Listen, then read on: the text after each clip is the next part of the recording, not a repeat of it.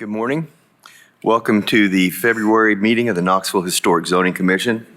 This meeting is broadcast on several TV stations, so please remember to speak clearly and directly into the microphones. Dallas, will you call the roll, please? Yes. For the record, the Knox County Historic Zoning Commission has no business and will not meet this month. So for the Knoxville Historic Zoning Commission, Rick Blackburn. Present. Commissioner Bradley. Present.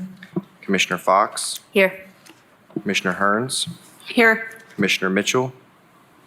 Here. Commissioner Eason is excused. Commissioner Rendazzo is excused. Commissioner Tillman.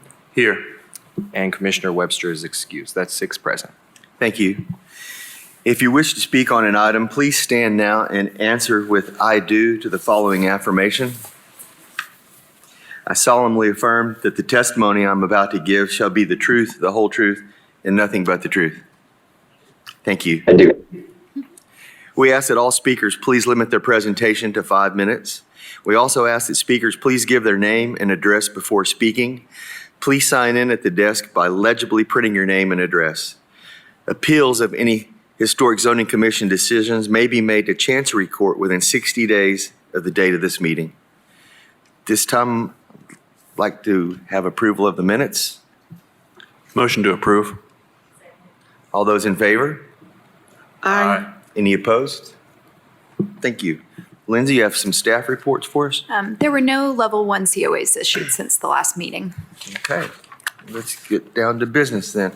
The first case is in Edgewood Park City. It's at 1728 Jefferson Avenue, and it is case 1A24HZ. So this is the after-the-fact review of demolition of a non-contributing secondary structure. This was a 1-story building constructed of CMU with a side gable roof. It was located to the rear of the property, adjacent to the alley. The secondary structure is not listed as a contributing structure on the National Register nomination. It did not demonstrate significant architectural integrity or design elements which correspond to the primary house. Typically, demolition of non-contributing structures does require review in advance of the work by the Historic Zoning Commission. This review is after the fact. The garage has already been demolished. Limited photos were provided by the applicant, but the application did reference structural issues with the CMU walls. There was additional work completed on site, including pouring a new concrete pad and framing for a new outbuilding, but that has already been removed. And the application did initially include plans for a new secondary structure, but that has been withdrawn by the applicant. So this is just demolition. You can see the secondary structure via pictometry here on your screen. So based on the building's non-contributing nature, staff recommends retroactive approval of the demolition as proposed. Thank you. Is the applicant present? I don't believe they are. All right. Do we have any neighborhood input?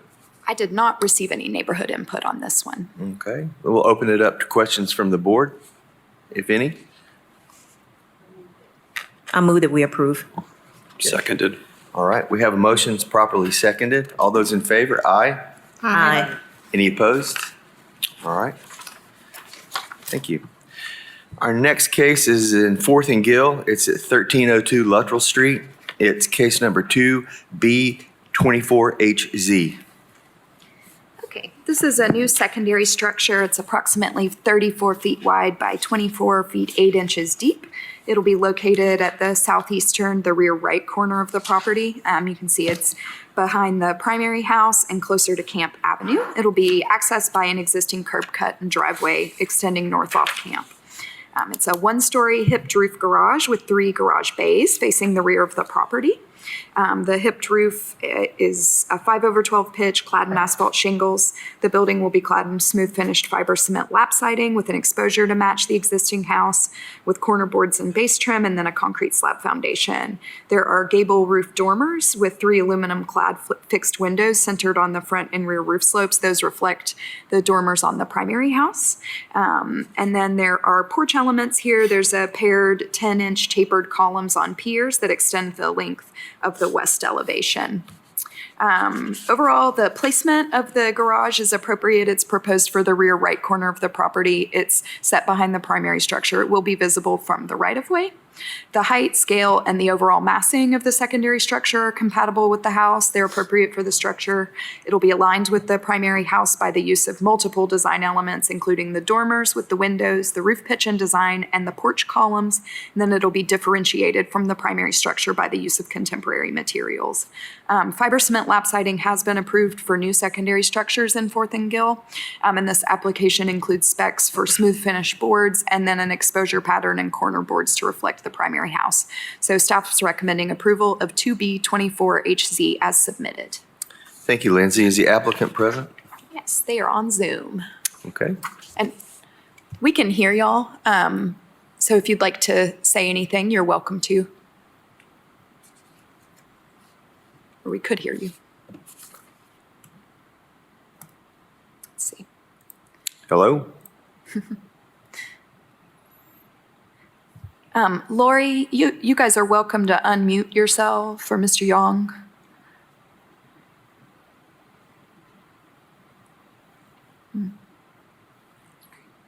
Do we know what their comments were? I do not have additional comments. I Okay. heard them on the Zoom, someone say, I do. Oh. Do we have a neighborhood input? Okay. Okay. Pardon? Okay. They've muted. Can the applicant hear us?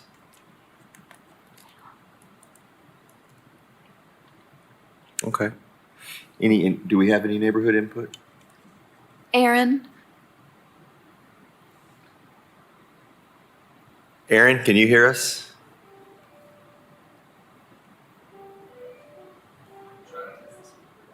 Okay.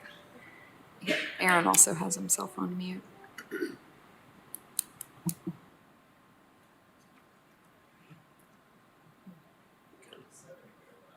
It did. What do we do? I don't know. Here, I'll do this. So go ahead. Can you hear us now? Yes, go ahead, caller. Okay, we simply said that we have nothing further to add unless there are questions. Awesome.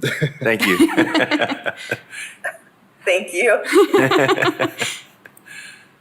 How about Aaron? Aaron, are you there? Can you hear us? I am here. Can you hear me? Yes, sir. Go right ahead. All right. Aaron Streeter, 925 Eleanor Street, representing Fourth and Gill. I just wanted to say this is a very nice application. It's nice to see complete drawings and a really nice design. I did have a couple of kind of minor detail things that I sent to Lindsay yesterday, just architectural details that are really just in a normal situation, you don't even get enough detail in the applications to pick these out at all. So I appreciate that this application is really very, very nice. The one material question I had was the bases under the columns.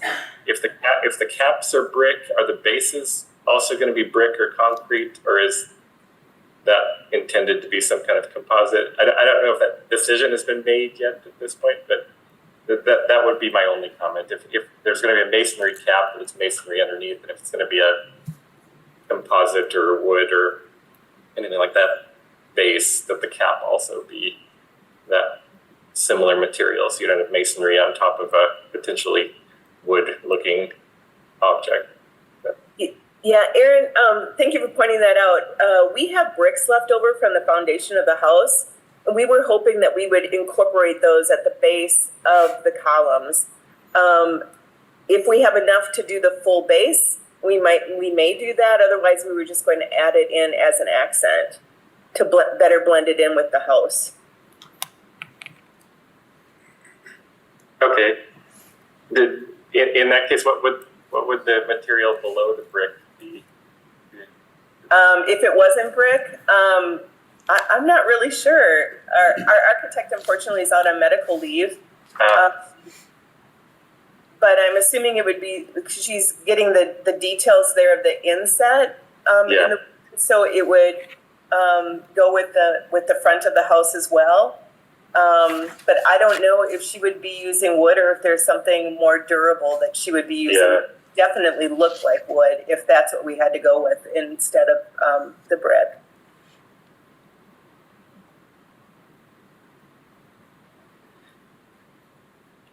Okay, those were my comments, so I don't know if the commission. Okay, and I'll pass this drawing along, Lori, to you guys and the architect as well, so you have this handy. Okay, Sorry, I had a hard time hearing that comment. I will send you guys this drawing so you have it available. Okay, very good. Thank you so much. Yeah. okay. Board, any questions, comments? I had a question for Aaron. Aaron, did you or the neighborhood have any thoughts on the windows being aluminum clad or the window or the door being a fiberglass? I know we use or approve alternative materials and siding and such for accessory and secondary structures. I'm not sure what Fourth and Gill's done in the past. Yeah, Other elements? I don't really, the guidelines do allow, they make some accommodations for artificial materials on completely new accessory structures, and I think the neighborhood's been pretty consistent about allowing those in the past.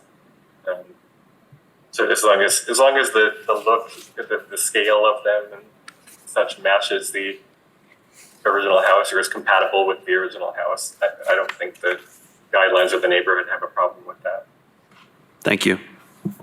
Is this garage going to be conditioned space? I'm sorry, is the garage going to be what space? Conditioned? Is it going to have HVAC, any type of ventilation other than, the openings? We are going to have heat in the garage, and it would be a self-standing HVAC unit, but they would be wall-mounted heaters. Okay, I was just wondering because, if you are using aluminum clad windows in a fiberglass door, that's going to better insulate the structure. I'm really sorry, but your microphone is echoing a lot, and I'm having a hard time. Loon, did you catch what she said? No, can't make it out. Let me turn off. Sorry, I was just saying that, because it is a conditioned space or at least semi-conditioned, that the insulated door and insulated windows would work better for energy conservation.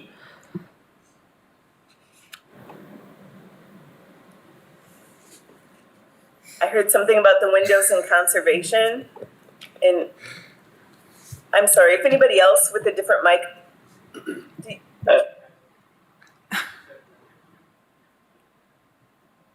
The doors and insulated windows are better for energy conservation. I think the building officials would require that anyway, so they should catch that. Okay, thank you.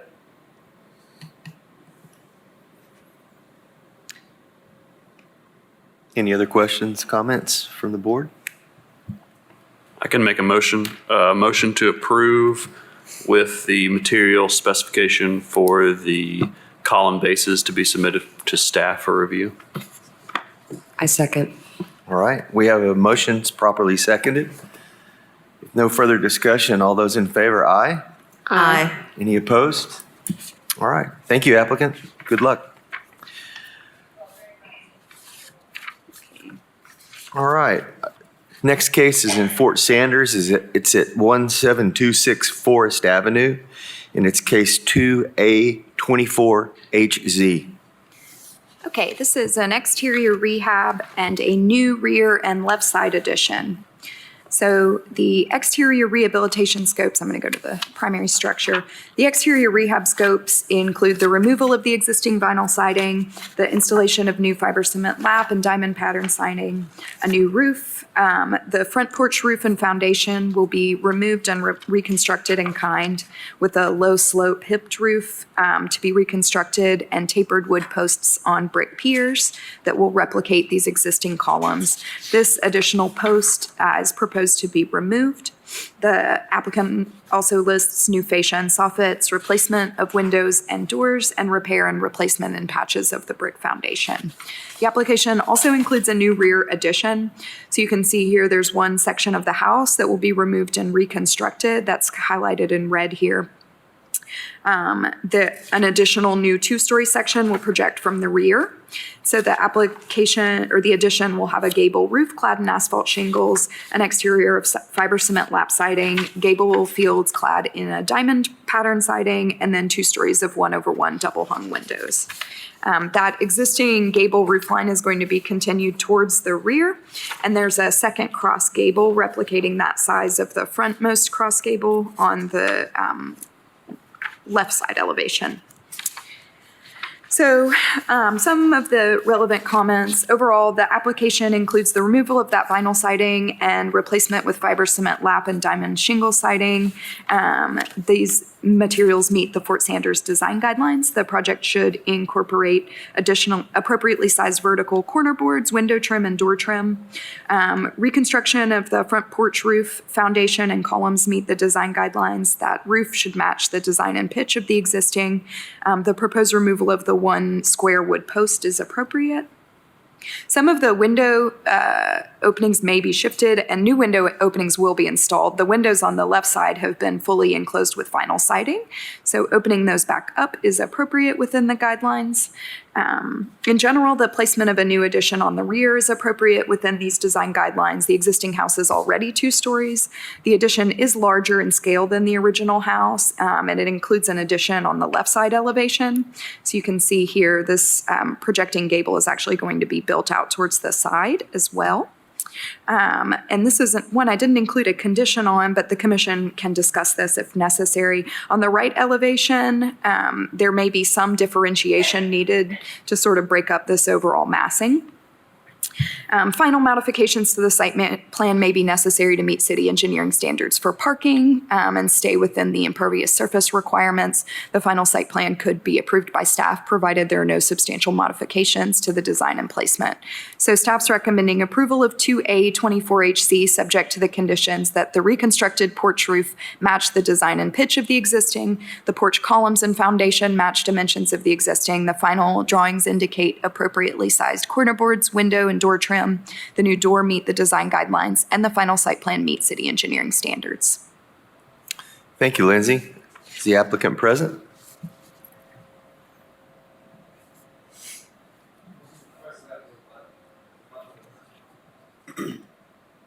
Other one. The one on the right side. There you go. Okay, John Holmes, 5914 Gray Gables Drive. Couple little things that to answer some of Lindsay's questions. On the left-hand side elevation, I chose not to do a little 4-inch inset because the grade kind of changes a lot towards the rear as it gets steeper. I just kind of thought it would look better to have a consistent roof line versus having a little very small step in. I'm open to that if that's something the board would like to see. I did kind of explore the option of doing a little gable on that side as well. It is a little closer to the property line, so it just kind of gets closer to that setback on that side. So I don't want to go for any kind of variances or anything. The front porch has a lot of all the original brick has been painted over. But I do plan to restore that brick and have a true brick look along the front, the entire porch. And the rest of the foundation, when it's replaced, we're going to reuse that brick at the front because there's probably not enough. And then that'll have a stucco finish along the rest of the foundation. Most of it's in pretty poor condition. And then I'm okay with the door. I can spec out a door that we've used on some other ones. That's all I had. Okay, thank you, John. Do we have a representative from the neighborhood? They sent an email, said they agree with the staff recommendation. Okay, all right. Open it up to the board for discussion. I agree with staff finding item 6 about the inset on that side. I can kind of see in your drawing the grade difference, but I think it would add a more harmonious aspect in the massing to show where the addition is. I have no problem with doing like a 6-inch inset, something like that. Where the original house ends and the addition begins, right? Yeah, that would make sense. Okay. Just making sure I was Yeah, following. probably not the old addition, but the original, yeah. Is this a single-family home? It's currently a single family. It'll be a duplex when it's finished. Could we go back to the elevation drawings, please? I feel like if you treated the other entry similarly with the diamond pattern, that would establish more consistency with the entry sides. You see at the gable how it has a pattern on it and it doesn't on the other one? Oh, I think it's maybe just the way they rendered. The gables would have a diamond pattern hardy siding on all the gables. So they would all be the same. With the inset in the center as well? I didn't have an inset on the center, but I'm fine to add one if that's more consistent. I mean, it's making the entry special, but there's more than one. So Yeah, I would treat it similarly.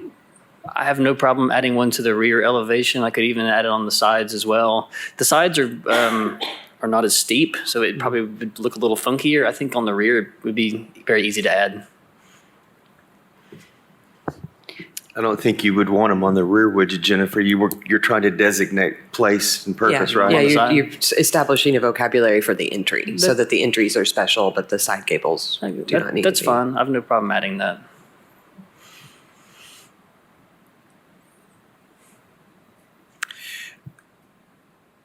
Lindsay, I have a question on the staff recommendations where we're instructing them to match the design, just 1 through 5. All of these have instructions that need to happen. How do we make sure that those happen? Are those going to be reflected on the final set of drawings, or? So typically, I review these, I review the construction drawings that are submitted for permitting. For something that's relatively minor like these, the applicant has the capacity to either revise the drawings or add notes noting, window trim, corner boards to measure X, and then we sign off, staff signs off on the final drawings. Okay, thank you.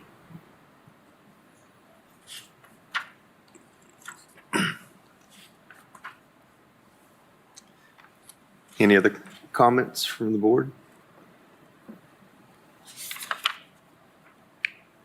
I can make a motion to approve with the 5 conditions laid out by staff, in addition to a 6th condition about an inset on the drawings labeled side elevation 1, and then a 7th condition, which, can you help me out? It was a vent in the rear gable. Yeah, matching vent in the rear gable to the front gable. Also with approval by staff. All right. Do we have I'll second. Thank you. We have a motion properly seconded. Any other discussion? If not, we'll call the vote. All those in favor? Aye. Aye. Any opposed? Thank you, John. Good luck. All right.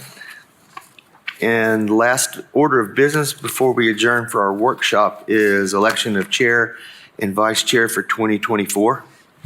Who's not here? All right, so at the December 2023 meeting, we had a nomination for Rick Blackburn to serve as chair of the Historic Zoning Commission for 2024. Do I hear any other nominations? Okay, then I will need a motion and a second approving Rick Blackburn as the chair. I move that we approve Rick Blackburn as chair. Seconded. Okay, all in favor? Aye. Aye. Any opposed? All right, congratulations. Thank you. Thank you, everybody. At the December meeting, we heard a nomination for Travis Tillman to serve as vice chair of the HCC. Do I hear any other nominations? Okay, hearing none. A motion and a second, please. I move that Travis Tillman be voted in as vice chair. I'll second. All right, all in favor? Aye. Okay, All thank right. you, guys. Thank you.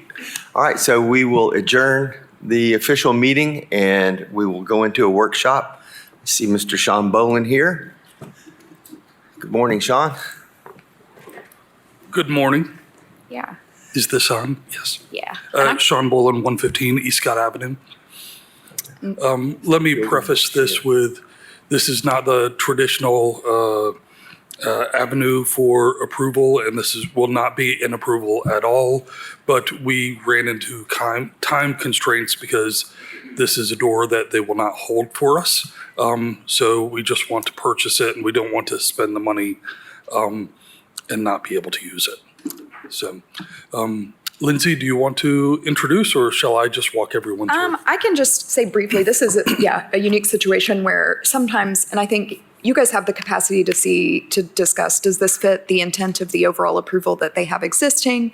Do you all feel comfortable with this being something approved administratively, or would it come back in front of the commission? We have some, there's some general leeway here because they do have an open application or an open, COA, an existing COA for this overall rehab. It's just that this door is it was a little unique. It doesn't very specifically meet those design guidelines, but it, in the opinion of staff, it is appropriate for the house. But we just wanted to take this opportunity to run it by you guys as the HCC. So I'll let you guys do the intro of the of the door itself and the house. Okay, so this is a photograph from the 19-teens. And you can see the front door is atypical in that it has no light or window at all. And not only that, it is not centered to the staircase in the least. This is somewhat difficult because even I can't decipher from the inside what was there originally. I can't. There's been so much modifications on that entryway. So what we have found is a unique double entry door with arches to fit that space.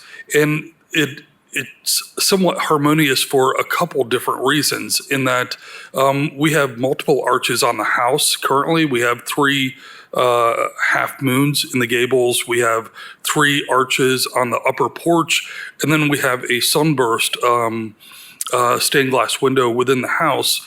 And noticing the arches on the house and noticing the sunburst, it does sort of fit harmoniously, ending the arches all the way down to the foundation, and also the sunburst all the way down.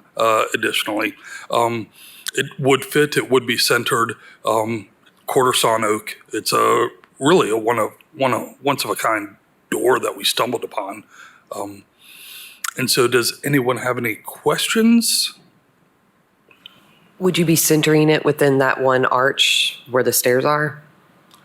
I'm sorry, say that again? Would you be centering the door? I mean, yes. You mentioned that the other one is not centered, so it would be centered within the stair? Actually, that door was not there when we purchased the house. Okay. The door was elsewhere. So, yes, there was no entranceway at all on the top, but it would be centered to the top of the stairs. So it'll echo the arch on the upper level? Absolutely, yes. Would you guys be adding glass to this door? Yes, so it would have glass. Anything you can see through would be glass at this point in time.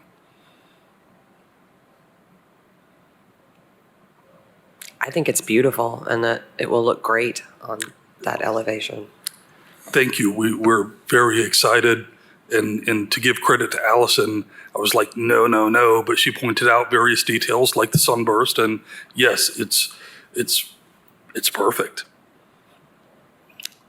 So Sean, the intent of this is not an approval, but just to give you a comfort level to move forward knowing that this door is okay, right? Correct. We just want to buy it so it doesn't disappear from us. Okay.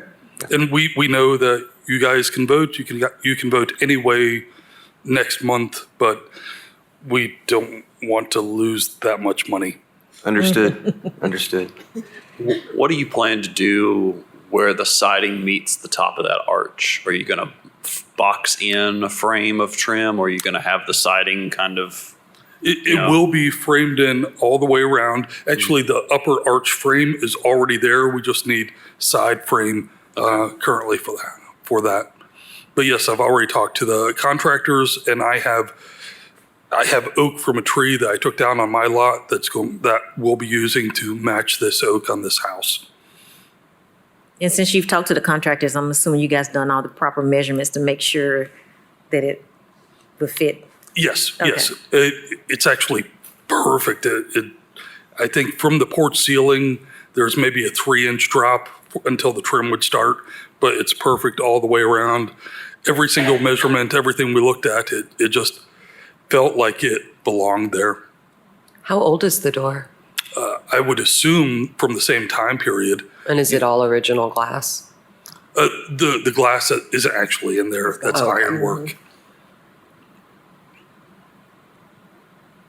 I'm just curious. I don't really do a lot of residential work, so I'm not as in touch with the IRC. So I'm just wondering if the city, for permitting, is going to give you any pushback on R values for energy for the envelope. I mean, in commercial buildings, we have a R value that all entry doors have to meet. I'm not sure if it works exactly that way for residential. I know that the R values are typically a little lower, but that would be my only concern, and it's not the purview of historic zoning, but that if there's a way to double paint it or something, I would do that. Okay, yeah, we will absolutely see if we can. But I'm sure if you reach out to James Tinty or something, they can work with you on that, or getting a variance or a building code modification. Okay, yes, we'll research that. It depends on how much depth we have. Yeah. That's currently there. But yeah, we have no problem. You know, we are putting foam insulation throughout the whole thing. We are absolutely paying attention to efficiency of insulation.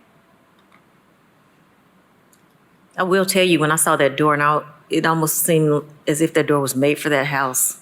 I don't know if you guys got the same impression when you saw it.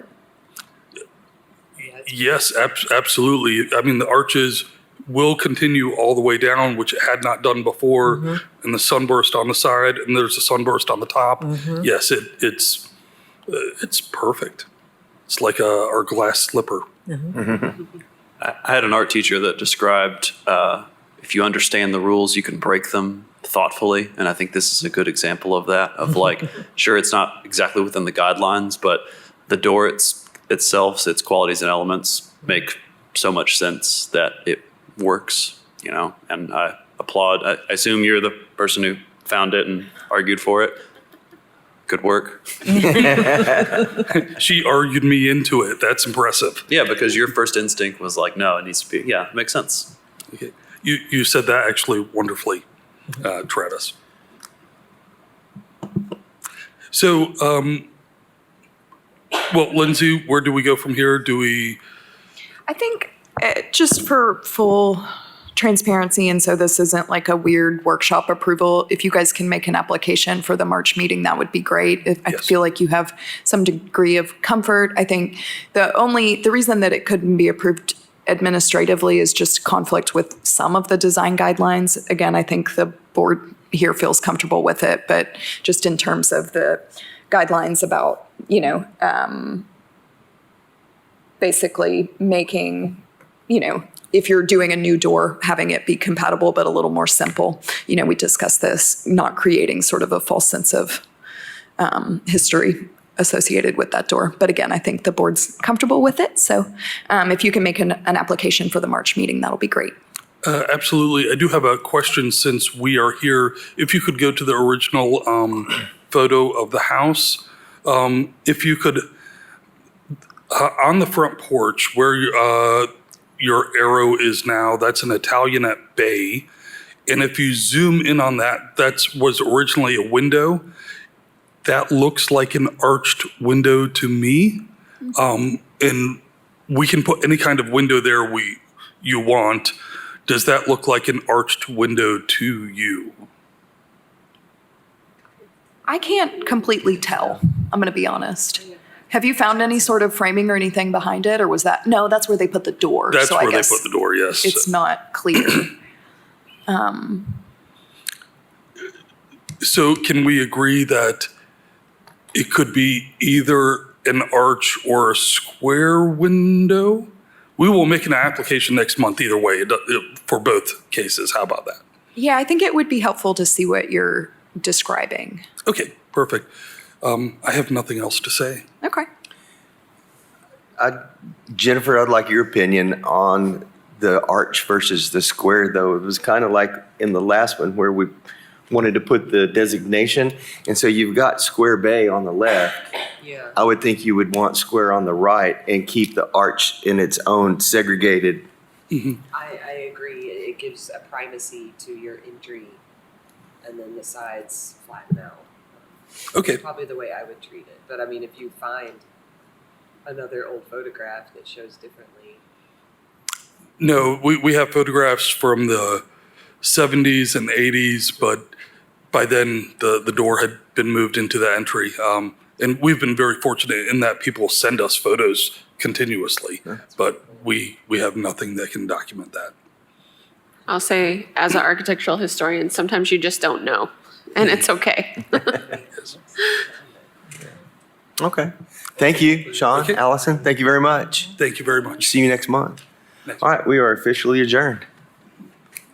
Thank you. Do you remember?